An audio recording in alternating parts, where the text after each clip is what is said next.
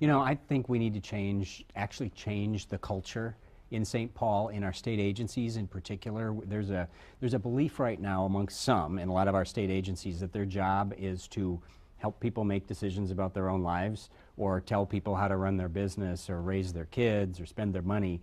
And that's not the job of state government or state agencies. It's to serve the people who pay their salaries. And as I travel this state and talk about the DNR or the MPCA or the Met Council here in the Twin Cities, and I could go right on down the list, there is a real dissatisfaction right now with that culture, with that attitude. So that's what will drive me, is to change that attitude in government. I think then that makes it much easier long term to solve some of the more specific problems we have, like overtaxation and overregulation. Are there any agencies that you think should just go away wholesale? There are a few. We put out a proposal a while back about how we may at least be able to combine, you know, some of the different agencies. DEED could probably be combined with a couple of others. So I think we could go from the 20 or so we have maybe down to 12 or 13. But I think the more important piece is that we have everyone in these organizations understanding that their role is to serve people and not the other way around. I mean, what is your message to people in terms of why you're the better choice? So for Republicans who have to make this choice in a few weeks, number one, I will make a very different governor. I will be a more conservative governor, certainly, than Tim will be. And I'm going to go in and fundamentally change what I believe is a very broken system. And we know Tim Pawlenty won't do that because he didn't during his 8 years in government. But I think just as importantly for Republicans, I believe I'm a much stronger candidate in November, and we have to win. In my opinion, we have to win as Republicans. And I say that because a couple of reasons. Number one, I'm going to be able to talk about the future and what Minnesota looks like going forward if I'm the candidate. If Tim is our candidate, fair or not, it's all going to be a referendum on the past, on his 8 years as governor, on his lobbying in D.C. for banks the last few years, on his flopping around on Donald Trump and what he really thinks. I don't think we win that election. And if we are not talking about the future, I just think it's really tough for Republicans. So I think I give us a much better shot in November to win. Well, let's talk about some of the issues. The governor has taken a lot of heat for some of his initiatives on clean water. Some have called it a war on agriculture because I don't know if it's just whether people are unhappy with the whole buffer strip concept or just the way it's been implemented. How would you deal on the water issue? Well, I would rescind the buffer strip law, and then I would instruct my Department of Agriculture or DNR or whoever's handling that issue to start working with farmers and actually figure out how to solve this problem and how to prevent pollution of our water. Every farmer I talk to cares greatly about the environment because they rely upon it to feed their family and feed the rest of the state, frankly. And the fact that this goes back to the culture and the attitude in our state agencies, the fact that this was just brought down on high onto farmers in Minnesota in a way that really was not realistic, it was not workable for many of them, that's what has to change. And so I think we can get to where we need to go. No one wants to pollute the water, but we have to include the people who are being affected by these regulations before we actually write the regulations. It seems like there's not a lot of support for raising the fuel taxes.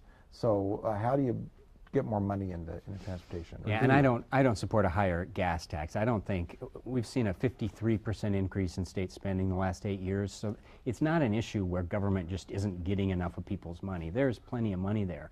Part of it is simply prioritizing.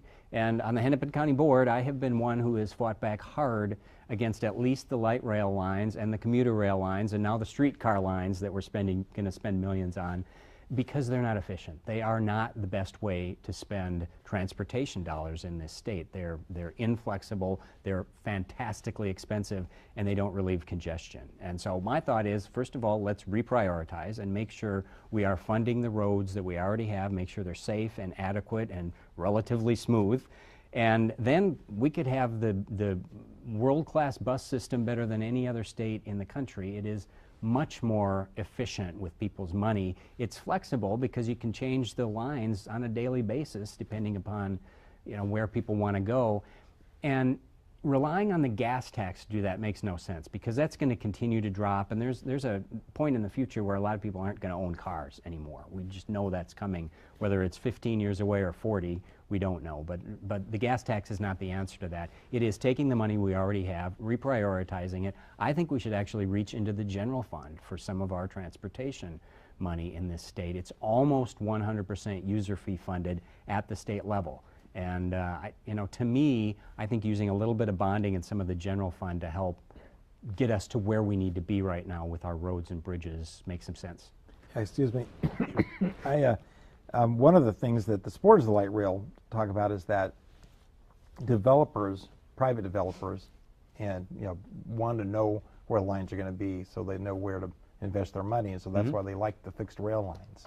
Well, a lot of the developers like the fixed rail lines because we subsidize almost every single building along a fixed rail line. There are very few businesses that are built after a rail line is built that haven't been subsidized by the taxpayers. And every study I've seen has shown that all of that development would have occurred anyway. It just might not have occurred in that spot where government chose it to occur and then subsidized it to occur. And so to me, I think it's a big shell game when they say, well, this is all about economic development, because we're spending money to force the economic development there. It really is not efficient at all.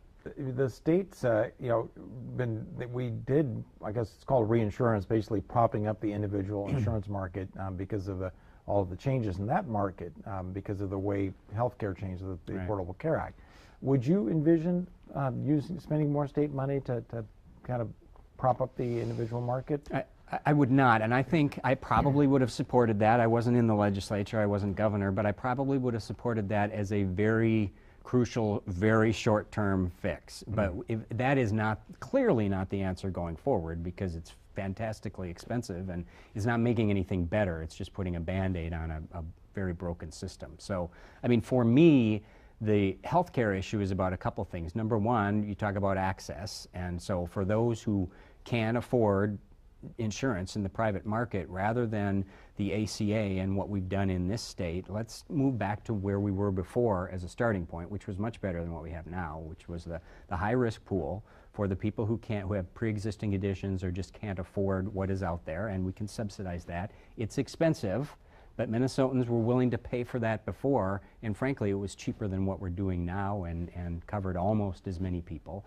I see that as a starting point, and then I see those who are on subsidized insurance, let them take that money rather than put them into one government system. Let them take it and spend it how they want. If they want to get an insurance policy in the private market, that's fantastic. If they want to buy into the public market, MNsure or whatever it's called at the time, I'm okay with that. But let's give them some choice. So that's the access piece. And then there's a huge affordability piece for those who aren't on subsidized insurance, which is still most of the state, whether you get your insurance through your employer or through the private market. And we just need to give people more options and more choices. I believe we should start rescinding some of the many mandates we have on insurance in this state, so that if somebody decides that a catastrophic policy works best for them or for their family, as governor, I shouldn't be able to say, no, it doesn't. You need to do what I think is best for you. And that opens up the options for people.